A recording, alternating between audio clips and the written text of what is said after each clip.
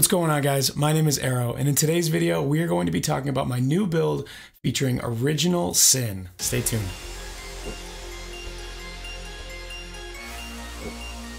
All right, guys, here we go. Boss time, boss damage.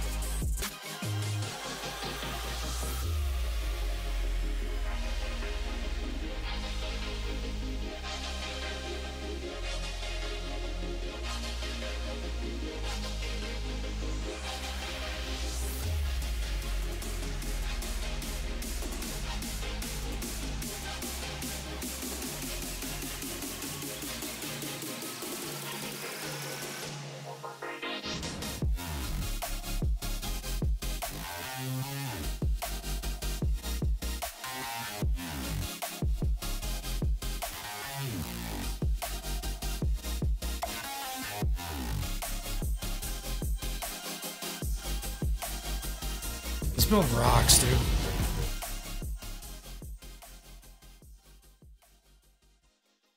Shout out to our good buddy Captain Lance for carrying me through this Original Sin scripture run. He told me that he would give me a free carry if I made a build around the Original Sin, and so we went and got one. It took a couple of tries, but we got there. We got the ring. All right, so we got back into the lab and we found a very cool use case for the Original Sin. So the issue was Explosive Concoction is a really cool skill, but it does pure elemental damage, and that isn't a lot of fun. So what I wanted to create was a poison version of Explosive Concoction that used your Flasks as a source for damage. I thought it would be really cool to create a poison version of this, so we called this Explosionist Concoction. Basically, the way it works is Explosive Concoction is an attack projectile skill where you throw your Flasks, essentially, at the enemy, and they blow up on the ground, and they use your Flasks to do more damage. So I thought it would be really cool if we made a poison version of that that currently doesn't exist in the game, and in order to do that, we needed the Original Sin. Original Sin is a ring that makes all of your elemental damage convert to chaos damage. So huge amounts of flat elemental get turned into chaos as we get gem levels and things for our Explosive Concoction. And then nearby enemies' chaos resistance is 0. So that means we don't need things like despair. I really hope that if GGG is watching this, they can come up with a cool skill that already does this for you, so you don't need this ring. You could maybe call it like Poisonous Concoction or something like that. So one of the cool things about Explosive Concoction is that it scales all 3 types of flat added damage, elemental. So getting gem levels is going to give you a bunch more flat added, which then gets turned to chaos with the Original Sin ring. So we get a bunch of gem levels. We get 2 here on the Carcass Jack. We get 2 on our amulet. At the end of the day, we are at level 26 for our Explosive Concoction. The idea here is to get as much flat added damage as possible, which we also get on places like the ring. We have some flat added damage here. And then all of that getting turned over to chaos gives us huge poisons. On top of the flat damage and gem levels, we can scale things like damage over time multi, chaos.multi. And it allows us to trivially reach the dot cap, which is, for those of you who are unfamiliar, there's something in the spaghetti code of the game where they're not allowed to calculate dot damage for more than, I think, like 35 million. We actually reached that without our malevolence. So you could drop that. Against Ubers, you do not reach the dot cap, but if you're not doing Uber content, which I generally don't do, we are way over the dot cap. So let's start by talking about the gear. For the helmet, nothing too crazy here. We get Aspect of the Spider. We'll talk about that in a minute. A little bit of mana reservation efficiency and minus mana cost.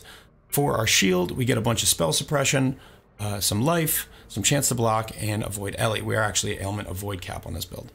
The reason I get extra block on here is I really like to play evasion builds with a bunch of block on it. Now, I don't go for block cap, but 30, 40, 50 block on a build that gets, 80% evasion is a really nice extra layer of just not getting hit. The boots, this is why we get aspect of the spider. This allows us to get ES on hit. So we throw 9 projectiles. So when you hit one enemy, you get 9 times up to 20 energy shield. Each time you hit the enemy, we attack 4 times a second or something. So as long as you're attacking, your ES is getting filled up. For our belt, we just get some damage. We can scale LE damage with attack skills and chaos damage. They both are equally as effective for us because all of our damage is elemental and then it's turned into chaos. For our gloves, we needed some accuracy. We get some spell suppression, some dot multi, and some life and strength. Nothing too special here. The star of the build, of course, is the original sin. We've talked about this. All of your LE converted to chaos, and then nearby enemies' chaos resistance is 0. This is one of the most powerful items in the entire game. A quick thought on this item. One of the problems that I had when trying to theory craft for this was I didn't love how it felt like the only way to play it was to just get a bunch of fizz is extra cold and cold is extra fire. Puts you into this space where you pretty much have to go for a heat shiver and you pretty much have to get an expedition's end to get freeze. And it's incredibly strong, but it feels like a little bit of pigeonholing. So I wanted to come up with something that was different than that very, very powerful model that a few other content creators are working with right now. So I decided to try to make a skill poison that wouldn't otherwise be able to. So, but for this ring, this build does not function. So if you don't have it, you can't play the build. You want to get minus mana cost on your ring alongside of some damage recoup because we are running the Progenesis Flasks, so we're going to have some damage over time on us, and this helps recover that.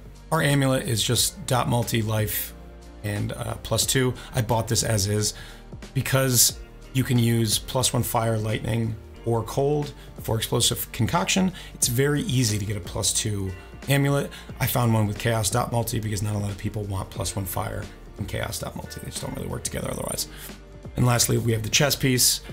This gives us some gem levels, some max res. Carcass jacks that are double corrupted are a dime a dozen. I don't know what I paid for this. I think it was maybe 2 divines, and then I 6-linked it myself. Getting plus levels is really, really strong with explosive concoction. So if you're gonna play this, pretty much got to get a +2 chest.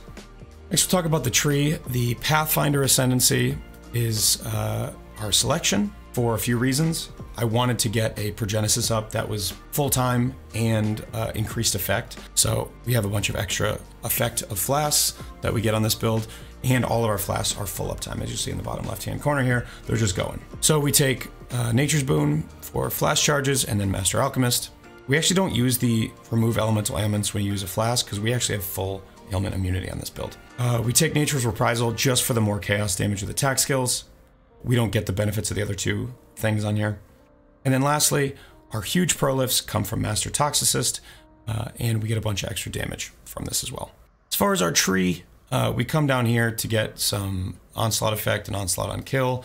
We take this wheel for ailment immunity as well as 3 parts of this wheel. We take all of the poison nodes that are relevant for us. We even take this claw wheel because it's okay, but it also gives us access to enemies poisoned by you cannot deal crits. We are effectively crit immune on this build, provided that we've attacked the enemy. That's very strong. We get spell suppression. We take a couple of clusters here. Our large is just basically chaos damage and attack speed. We take this for Sleepless Sentries. Now, I didn't want to deal with getting, like having an Onslaught Flask. So I have Onslaught on kill, but then for bosses, I throw down a totem and I have Onslaught for 4 seconds every time I put down a totem. This build pretty much kills every boss in the game, non-Uber, in less than 4 seconds. So we have full uptime of our Onslaught on bosses. And then it's just 2 other like decent nodes to go alongside of it. And then some more chaos damage stuff here. We have the Forbidden Flesh and Flame from Raider that gives you Avatar of the Chase. This gives us more effective onslaught on us and more chance to evade because we always have onslaught. This is really strong. The effective onslaught is also really, really nice for shield charging. So this is a pretty fast build anyway. We don't have any of our charges or anything right now, but we fly around the maps and it's really, really nice to be able to just blast. Take a little bit of leech here, and that's pretty much it. Pretty simple, straightforward tree. Now we can talk about our flasks as well. These are full uptime, which is super nice, and it's pretty trivial to get them full uptime. In order to get the most damage out of Explosive Concoction, we use a Topaz and a Sapphire Flask. The way this skill works is you get extra flat added damage if you consume charges from a Sapphire and a Topaz Flask. You can also get dot multi for Ignite, but we don't Ignite, so we're not using the Ruby Flask. So just these two flasks, when you attack, you'll see very slowly it uses up charges. Now, it takes a long time to get rid of all the charges on here, and they regen pretty quickly. I don't even have this one well rolled. This has tier 4 recovery on it. But we get all of our res, not all of our res, but most of our res and some chaos res from our flask, which is so comfy. It allows for really simple gearing on the rest of your character.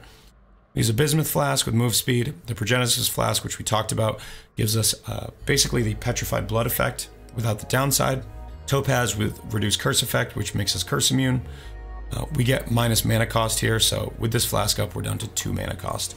So infinite casting of all of our spells and attacks. And then lastly, the Sapphire Flask with attack speed on it. We just have these on charges reach full, and they're just up all the time. Go through our gems. We have a Steel Skin. This is kind of our oh shit button. We press this whenever we're getting attacked or we're bleeding, because it gives bleed immune, and we don't have a life flask. So just tap that for bleed immunity, and it's very convenient. Then we have Temp Chains and Frostbomb on an Arcanist brand, so when you get to a boss, put the Temp Chains on them. In our shield, we have a Phantasmal Ancestral Protector. This gives us more attack speed. Anomalous Withering Step is super nice. This gives us 9 Wither debuffs. When we walk up to an enemy, it's going to have 9 automatically on it, and then our Anomalous Herald of Agony gives Withered on hit, so that gives us the last 6 or so that we need. I did have Enhance in here to give us even more Wither debuffs, but I was testing out Plague Bearer. The reality is you just don't need it. It's okay, it works. It's bonus damage on a boss, I guess, but you just don't need it. In our boots, we have Anomalous Herald of Agony, as we talked about, a level 4 Enlighten, Malevolence, and Grace. And this is in a +1 Venomous, so we actually get the effects of a level 5 Enlighten. Gems in our gloves are Shield Charge, Flame Dash, Precision, and faster attacks for our Shield Charge. This is not necessary, but it just feels nice. Lastly, we'll talk about the gems in our 6th link. We have Explosive Concoction, Deadly Ailments, Divergent Greater Volley. This gives us some increased projectile speed, which is just quality of life. Awakened Elemental Focus, which normally would not work on a poison skill, but because we are converting all to chaos, we get more LE damage, and then that just gets converted to chaos, and we get +1 to our main skill from this. We use Anomalous GMP, which gives us minus mana cost and projectile speed, which is very convenient. And then Awakened Elemental Damage with attacks. So that's our 6th link. Very nice to have in our relic is Elemental Overload. So the way Elemental Overload normally works is if you've dealt a crit in the past 8 seconds, you get 40% more elemental damage with hits and ailments. Now, this usually can't get used for poison, but because we are an LE skill converting to chaos, we can take full advantage of this 40% more multiplier. We're not otherwise critting, so I think we have like 9% chance to crit. We're always critting, so this is always up, and we just get 40% more damage. You can throw this on your relic. I think this cost me like a divine or 2. The relic otherwise is not super interesting. It's just more chaos damage and some avoid elemental ailments to help us get to the cap. So my plea to GGG is to please make this skill a poison skill that we can just play in game instead of having to use this very rare ring. I would love to just have a skill that you throw your flask and it does poison damage by itself, so I don't have to do all this complicated work. Thank you so much for listening there. That's gonna do it for me. Thank you so much for watching. I hope you enjoyed this content. I've got all kinds of new content coming out on my Twitch. Check me out, twitch.tv/AER0__. We have lots of new builds coming. I will be live after this video comes out. So thank you so much, and as always, take care.